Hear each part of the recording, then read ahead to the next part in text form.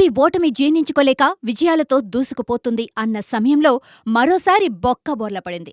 ఈ సాలా నామ్దే కప్ అన్న నినాదం బరిలోకి దిగిన ఆర్సీబీ మరోసారి అభిమానుల్ని నిరాశపరిచింది. కీలక ఎలిమినేటర్ మ్యాచ్లో రాజస్థాన్ రాయల్స్ చేతిలో ఓడి ఇంటికి పోయింది. ఈ నాకౌట్ మ్యాచ్లో రాజస్థాన్ రాయల్స్ 4 వికెట్ల తేడాతో గ్రాండ్ విక్టరీ కొట్టింది. ఈ మ్యాచ్లో ముందుగా బ్యాటింగ్ చేసిన ఆర్సీబీ నిర్ణీత 20 ఓవర్లలో 8 వికెట్లకు 172 పరుగులు చేసింది.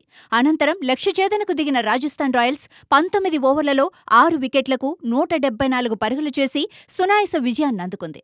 ప్రతి ఐపీఎల్ సీజన్కి ముందు ఈ సాలా కప్ నమ్దే అన్న ఆర్సీబీ స్లోగన్ మారుమోగిపోతుంది.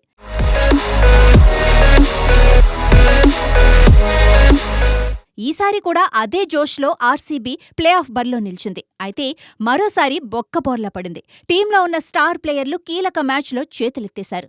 దీంతో అభిమానులు వీరిని ట్రోల్ చేస్తున్నారు. ఇక ఈ సీజన్ మొత్తం అట్టప్లాప్ అయిన ప్లేయర్స్పై ఫ్యాన్స్ మండిపడుతున్నారు.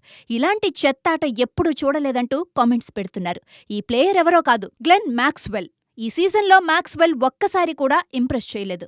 దీంతో మ్యాక్స్వెల్ ఫామ్పై మాజీ క్రికెటర్లు ఫైర్ అయ్యారు. ఈ సీజన్లో ఆడిన 10 మ్యాచ్ల్లో కేవలం 52 పరుగులు మాత్రమే చేశాడు.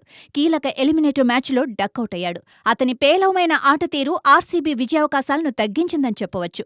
మ్యాక్స్వెల్ను రాయల్ ఛాలెంజర్స్ బెంగళూరు స్టార్ బ్యాట్స్మెన్గా చెబుతారు. అయితే ఈ హిట్టర్ తన స్థాయికి తగ్గట్లుగా బ్యాటింగ్ చేయలేదు.